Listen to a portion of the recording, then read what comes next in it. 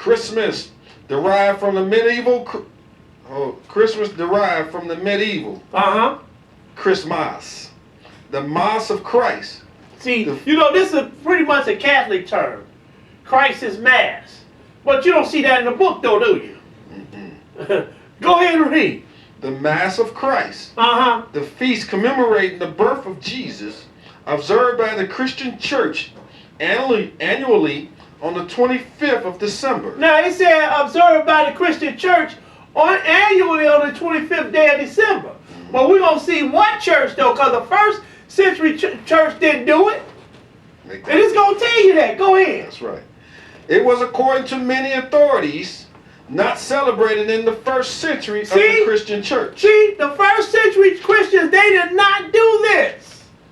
This didn't come along to around the 4th, 5th century. And the one that was the church then in the first century, they had been dispersed among the nation. The Israelites at that time, they had been dispersed among the nation in the first century, around 70 AD. So he come along in the 4th and 5th century, and then they stamped this pagan festival that they were celebrating called Soul. They're going to stamp the name Christ on it. Not celebrating the S-O-N son, but celebrating the S-U-N son. But we're going to make it the S-O-N son, date of his birth. You know what I'm saying? Perverting the gospel. Perverting, brother. Yes, sir. Go ahead and read some more. A feast was established in memory of this event in the 4th century. Now, wait a minute. God never commanded you to have a feast for the Lord's birthday, did it? No, sir. Go ahead. In the 4th century, right? That's when this was established. Go ahead. In memory of this event in the 4th century, in the 5th century, the Western Church ordered it to be celebrated forever on the day of the old Romans feast of the birth of Saul. Ooh. S-O-L. S-O-L. They ordered this. The Romans ordered this to be celebrated on the 25th day of December forever. Celebrating it. But it was a Saul, though, wasn't it? That's right. Go ahead and read. There's no certain knowledge of the day of Christ's birth. Wait a minute now. Wait a minute. There's no certain knowledge of Christ's birth exists. You see that? So now how you going to come up? We already see how they come up with the 25th, don't we? You take this pagan festival and then stamp Christ's name on it, not the S-O-N, but I mean the S-O-N, the S-U-N, but the S-O-N they stamped on there. See, because there ain't no certain day of Christ's birth. Man don't know what day he was born on. Now, if Herod and them that were looking for him, they didn't know what day he was born on. Then how do men come around in the 1st century? They didn't know, but they could come around in the 4th and 5th century. Now they know. But we see the old switcheroo right here, don't we? I mean, you got to be blind not to see this, don't you? And something got to be wrong with you if you keeping this. Because this is a plain English right here, ain't it? It is, my brother. Go ahead. Among the German and the Celtic tribes, the winter solstice. Wait a minute, Celtic and German tribes, those are Gentiles, aren't they? They are. Yes, sir. Go ahead. White folk. Among the German and Celtic tribes, the winter solstice was considered an important point of the year. And they held their chief festival of Yule. They held their chief festival of Yule. Go ahead. To commemorate the return of the burning wheel. To commemorate the return of the burning wheel. That's the sun they talking about. That's the burning wheel they talking about. Because you know the sun stops on around the 22nd or 23rd, then it starts regenerating around the 25th. The return of the burning wheel. This is what they was coming. I mean, if that's what you want to do, cool. But what about what the God commands you to do, though? What about that? What about what God commands you to do? They turn away their ears from the truth, and they have been turned to fables. We're gonna read one more thing right here. We're gonna read some things right here. We're gonna read the last 2 million years. We're gonna read the last 2 million years of the Christian, because I want you to get a good taste and a good dose of this. And also want to be playing it too for the rest of December too. So we're going to put this on YouTube. But go ahead. This is the last 2 million years. Page 144. It says, the mission of St. Augustine.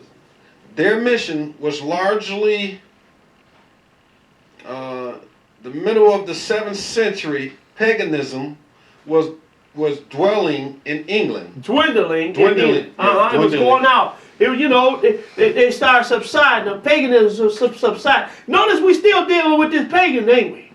Go ahead and read. Yes, sir. It says, their mission was largely successful, and by the middle of the 7th century, paganism was dwindling in England. Yes. Worship of the old gods did not die out at once. Gregory himself advised his missionaries to leave the pagan shrines alone. Oh, Pope Gregory. Now, they were talking, I was doing some research, and they were saying that Pope Julius I, he really is the one who started this thing with Christmas. But then they gave the credit to Pope Gregory.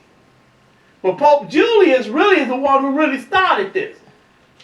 Around 360 AD, I think they said it was. And then here come Pope Gregory. Around the 5th century, he the one who got credit for it. But go ahead, though. Yes, Gregory himself advised his missionaries to leave the pagan shrines alone and to try to introduce Christian worship only gradually alongside pagan practices. See, we're going to introduce both, but we're going to put these two together. Just like we read earlier. We're going to put these two together. Go ahead. This mingling of Christianity and paganism is the reason why Christ's birthday is celebrated on December the 25th, date of the pagans' winter festival. Ooh, see, now we got this from different accounts, don't we? Yes, sir. It's a date of a pagan winter festival. I had something else I was going to read to you about Yule, but we're going to skip that. We're going to go right to, now I'm going to show you, give you a definition for paganism. Let's give you a definition for pagan. Because, people, I want you to just understand what you're really dealing with. Just this, and this. This? Yeah. Okay. The Reader's Digest Great Encyclopedia Dictionary. Pagan. It says, in early Christian's use, an idol worshiper. In early Christian use, idol worshiper. That's what pagan is. And that's what these people were doing. These Gentiles, they were idol worshipers. So now when you keep Christmas, then what are you doing? What are you? You're worshiping idols. You're worshiping idols. You're worshiping idols. Let's go to, because Paul told the Corinthians about themselves. Let's go to 1 Corinthians, the 10th chapter. He told them this. 1 Corinthians 10. 1 Corinthians 10, and we're going to pick it up at verse 1. Look at what Paul was telling these Corinthians. And they were idol worshipers. 1 Corinthians 10, and we're going to pick it up at verse 20. 1 Corinthians 10 and 20. Everybody got it? Go ahead and read it. Verse 20. But I say that the things which the Gentiles sacrifice, they sacrifice to devils and not to God. And they sacrifice to devil and not to God. Go ahead. And I would not that ye should have fellowship with devils. Ye cannot drink the cup of the Lord. Now he talking to the Gentiles, ain't he? Yes, sir. He said, you know what? Y'all sacrifice to devils.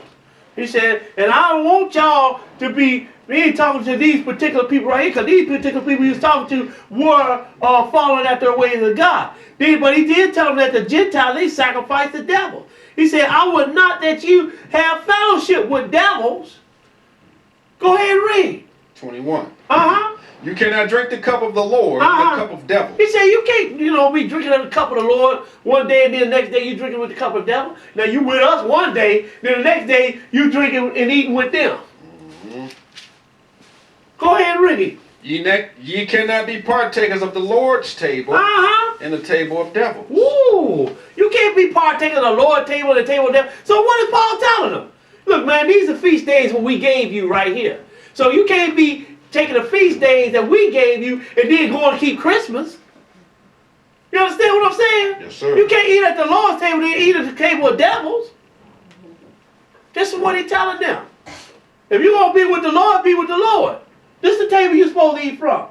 Don't go and now you're going to sit down at the table with devil doing Christmas and Easter and all that stuff. It's either or. You can't eat on the table of the Lord and the table of devils. Look at what Paul is telling. He's talking to the Corinthians too, ain't he? Yes, man. Let's go now. Let's go to Exodus, the 20th chapter. Exodus 20. And look what the Lord had told the children of Israel right here.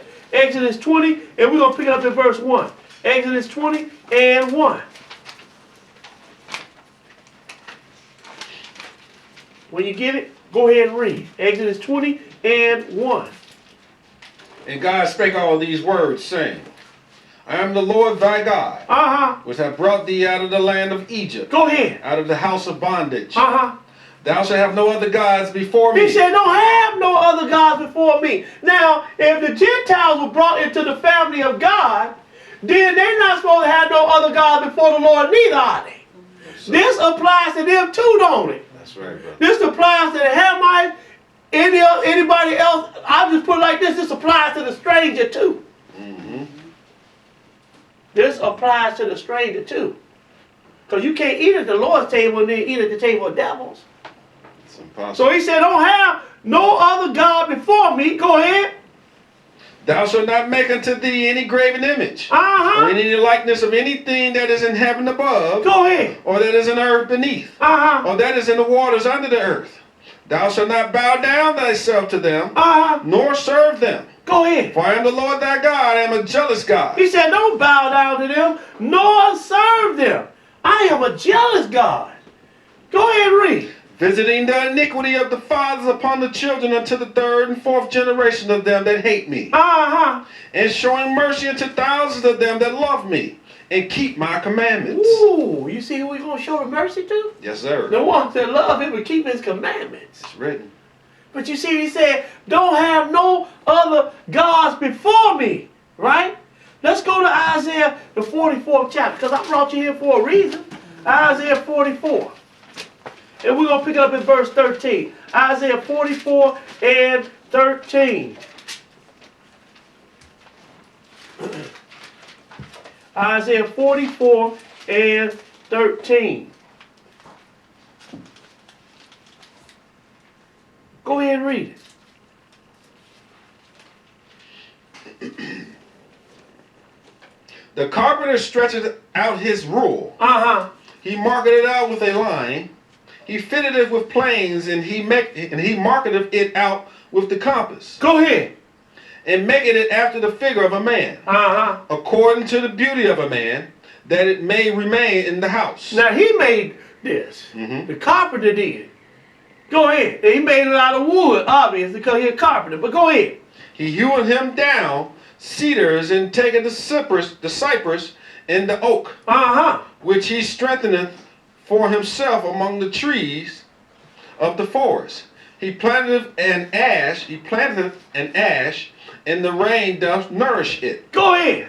Then shall it be for a man to burn, for he will take thereof and warm himself. Yea, he kindleth it and baketh bread. Yea, he make a god. He make a god? He made it. He made a god. Go ahead and read. And worshipped it. And did what? He worshipped it. He made this God and then he turned around and worshipped it. But then God said, don't have no other God before me. Indeed. So you can't eat at the Lord's table or the table of devils. He made this God.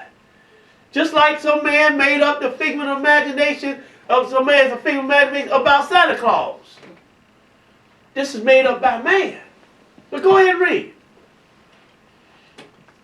Yea, he maketh a god and worship it. He maketh a graven image and fallen down thereto. Go ahead. He burned a part thereof in the fire. With part thereof he eateth flesh. He said he burned part of it with the fire, and then part of it he eat with the flesh. Go ahead. This is something that this the wood that he hewed down. You understand? Go ahead and read. He roasted roast, and it is sanctified, and it is satisfied. Yea, he warmed himself and said, Aha, I am warm. I have seen the fire. Yeah, so he would cut this tree down and made an image and everything. Then he used some of this wood to burn, and he roasted him something to eat. Turned around and worshipped it. Go ahead and read. And the residue thereof he maketh a god. And the residue thereof he made a god. Go ahead. Even his graven image. He fallen down into it and worshipped it, and prayed unto it and said, Deliver me, for thou art my God. You see what man does? He said, Deliver me, thou art my God. But he's the one who even planted this tree. Go ahead and read. They have not known nor understood. For he hath shut their eyes that they cannot see. Go ahead. And their hearts that they cannot understand. And none considereth in his heart, neither in their knowledge nor understanding, to say, I have burned part of it in the fire. Yea, also I have baked bread upon the coals thereof. Go ahead. I have roasted flesh and eaten it. And shall I make the residue thereof an abomination? He said, they don't even consider what they had done. They're the ones who hewed it down and warmed themselves and baked bread upon it and everything. Then they turn and roast meat with it, and then they turn around and thereof and made an abomination, made the residue thereof an abomination. I fell down to the stock of a tree. Yes, sir. Don't you know that this Christmas tree, it was an idol, and it was worshipped as an idol god? Men used to fall down and worship this. Read that verse 20. I'm going to show you where they get this tree from too. Go ahead. He feedeth on ashes. A deceived heart hath turned him aside. See that? A deceived heart have turned. So man have turned away their heart from the truth and turned unto fables. He feedeth on ashes. A deceived heart have turned him aside. See, his heart was deceived. He deceived himself, though, didn't he? Indeed. Go ahead and finish that. He feedeth on ashes, and deceived heart have turned him aside, that he cannot deliver his soul. That he cannot deliver his soul. You better watch out doing this. Because maybe one day the Lord might get fed up with you and give you a reprobate mind. Teach. And you cannot deliver your soul. Finish that. That he cannot deliver his soul, nor say, Is there not a lie in my right hand? Now, let's go to Jeremiah, the 10th chapter. Jeremiah 10. I know everybody waiting on it. Jeremiah 10 and 1. Jeremiah 10 and 1. See, this man, he planted the tree, cut it down, made a fire with it, warmed himself, then baked some bread and ate. Turned around and worshiped it. That is really something, man. Fell down, bowed down to it and worshiped it. And you know y'all be bowing down worshiping this Christmas tree because y'all getting down there getting them presents. Jeremiah 10, and we're going to pick it up at verse 1. Go ahead and read. Hear ye the word which the Lord speaketh unto you, O house of Israel. Thus said the Lord, learn not the way of the heathen. Learn not the way of the nations. Because we got Christmas around the world now, don't we? Yes, sir. Everybody got their own special Christmas tree. Every nation got their own special Christmas tree. I remember when I was a young kid, we used to go to the Museum of Science and Industry. And they had trees from around the world. Whole big old room with trees from around the world. Germany, France, Italy, you name it. Africa, everywhere. Christmas around the world. Go ahead. Thus said the Lord, learn not the way of the heathen, and be not dismayed at the signs of heaven. For the heathens are dismayed at them. Go ahead. For the customs of the people are vain. For the custom of the people are vain. They don't mean nothing. Go ahead. For one cut of a tree out of the forest. The work of the hands of a workman with an ox. Go ahead. Axe. They deck it with silver and with gold. They fasten it with nails with hammers that it move not. Now what are we talking about? Come on. This ain't for one thing but the Christmas tree, ain't it? It's that we call the Christmas tree now. I don't imagine they called the Christmas tree back then. But we still deal with the same thing, aren't we? The same ritual. They deck it with silver. First of all, they went to the forest and cut it down. This is an evergreen tree they cut down. Right? Then they deck it with silver and with gold. They fasten it with nails and with hammer that it move not. Now we got what? Stands and stuff. They don't have to nail it to the floor.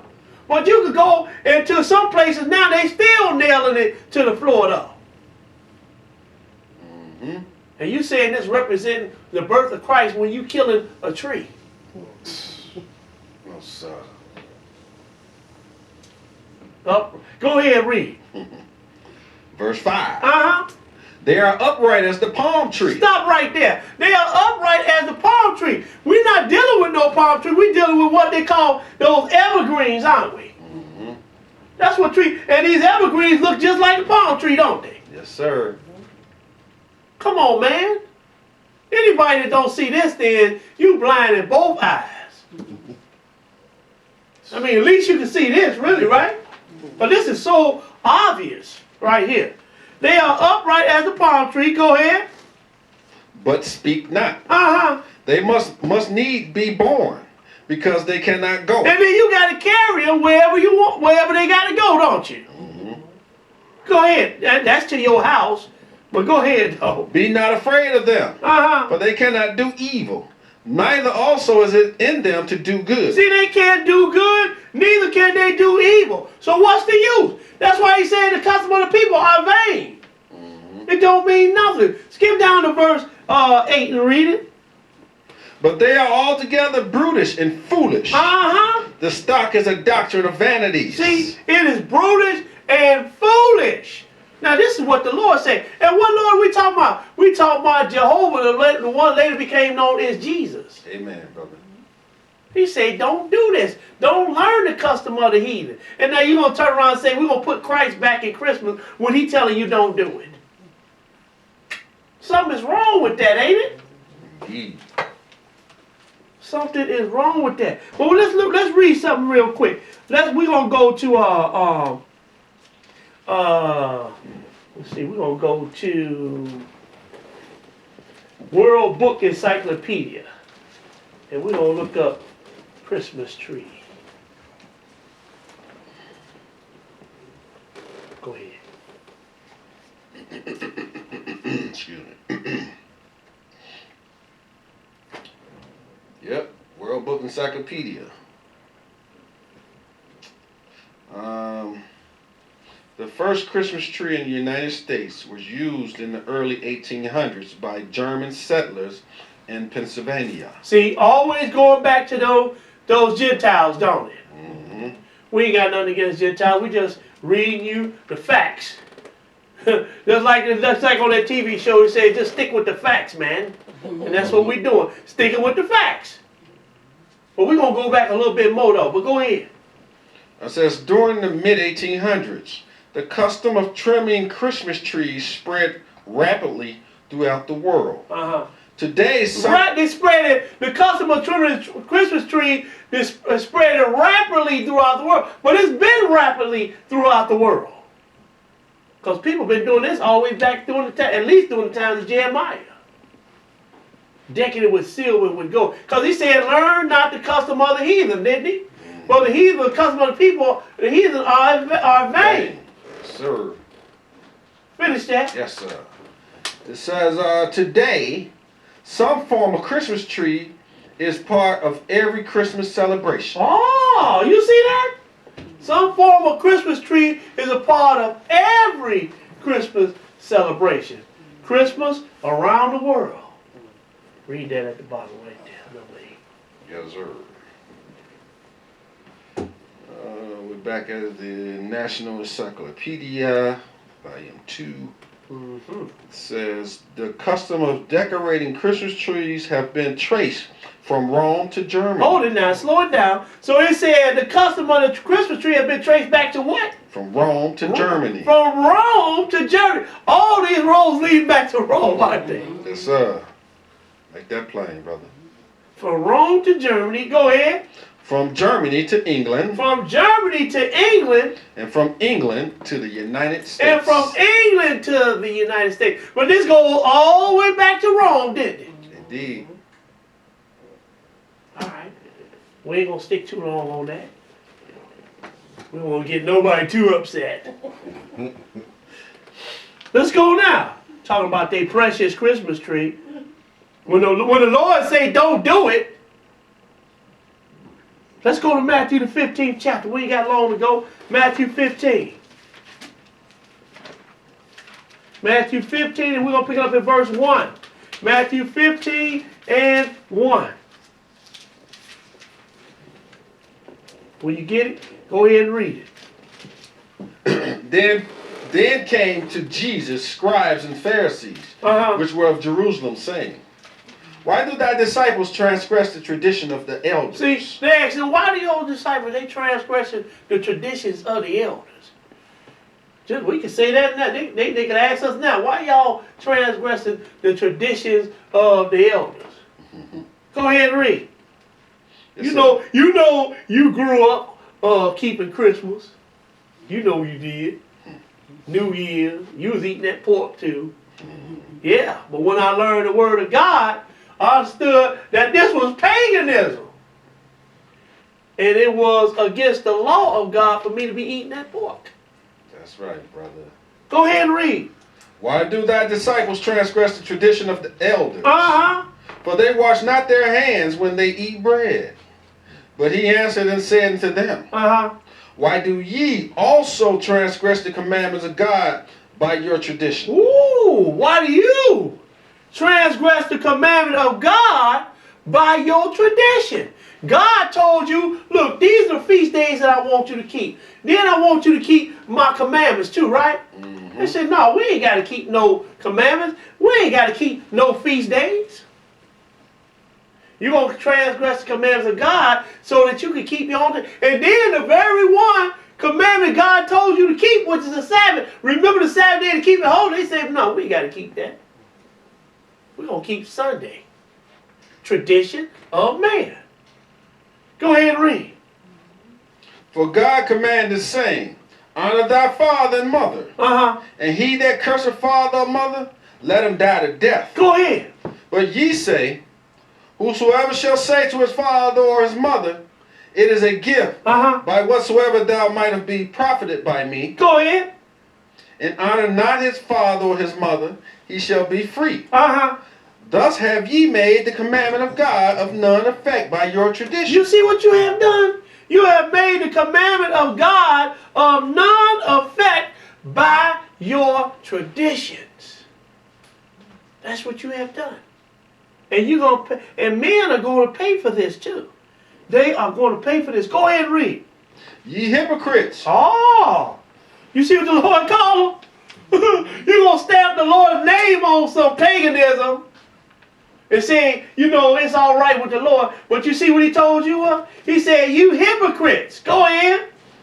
Well did Isaiah prophesy of you, saying, this people draw nigh unto me with their mouth, and honor me with their lips. Go ahead. But their heart is far from me. See, he does all the lip service.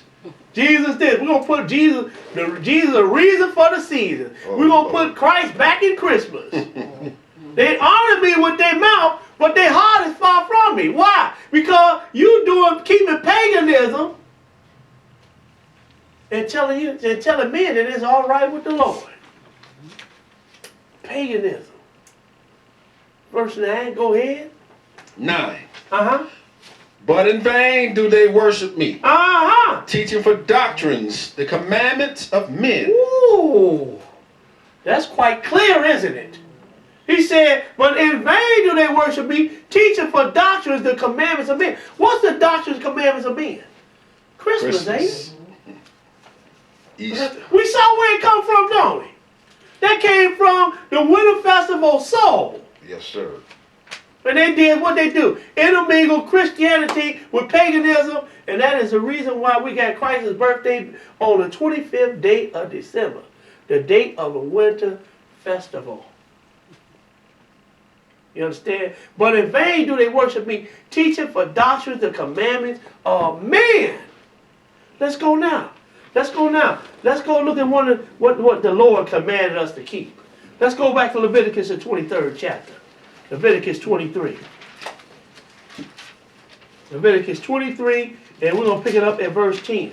Leviticus 23 and 10. Let's look at what God commanded us to keep. So we know that Christmas, that's pagan, ain't it? Yes, sir. It's cool. If you want to keep it, that's all right. That's up to you. But how you just going to dismiss what the Lord commands you to keep and then keep something that man tell you to keep and say it's all right with God? Well, we see what happened to Israel when they done that, don't we? In Isaiah, the 1st chapter, they prayed to the Lord. The Lord said, I'm not going to even hear you.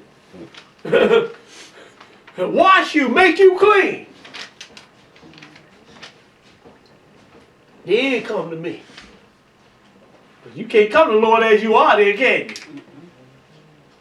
Leviticus 23. Leviticus 23 and 10. Go ahead and read it. Speak unto the children of Israel, and say unto them, when ye be come into the land which I give unto you, and shall reap the harvest thereof, then ye shall bring a sheaf of the first fruits of your harvest unto the priest. And he shall wave the sheaf before the Lord. Go ahead. To be accepted for you. On the morrow after the Sabbath, the priest shall wave it. So now he's supposed to come after the Sabbath now, right? And then he's supposed to come, what's after the Sabbath? The first day of the week, ain't it? That's right. And he's supposed to wave this sheep before the Lord, right? Go ahead. And ye shall offer that day, and excuse me, and ye shall offer that day when ye wave the sheaf, and he lamb without blemish of the first year for a burnt offering unto the Lord. Now, you know, I told you about this earlier. You shall offer a lamb, right? Without blemish of the first year for a burnt offering unto the Lord. Now, you know, some people will say, well, if you ain't doing this, then you ain't keeping this feast right. Well, let me just show you something real quick. Let's go to Daniel, the 9th chapter. Daniel 9. And we're going to pick it up in verse 25. Daniel 9 and 25. Daniel 9 and 25. We're coming right back to Leviticus 23rd. So I should have told you to hold your hand there. We're coming right back there though. Daniel 9 and 25. Go ahead and read it. Know therefore and understand that from the going forth of the commandment to restore and to build Jerusalem unto the Messiah, the prince shall be 7 weeks, and 62 weeks. The streets shall be built again, and the wall even in the troublous time. Go ahead. And after 62 weeks shall Messiah be cut off. And after 62 weeks shall Messiah be cut off. Go ahead. But not for himself. And the people of the prince that shall come shall destroy the city and the sanctuary. The people of the prince gonna come to destroy the city and the sanctuary. Go ahead. And the end thereof shall be with a flood. And until the end the war desolations are determined. Go ahead. And he shall confirm the covenant with many for 1 week. And he shall confirm the covenant with many for 1 week. Go ahead. And in the midst of the week he shall cause the sacrifice and oblations to cease. Ooh, he gonna cause the sacrifice and oblations to cease. So therefore, if he calls the sacrifice and oblations to cease, then why would we be sacrificing animals? Why would we be keeping a feast and still sacrificing animals? If he calls a sacrifice, we would be out of order then, wouldn't we? We would be out of order. And if you're out of order with God, then you might as well kick rocks.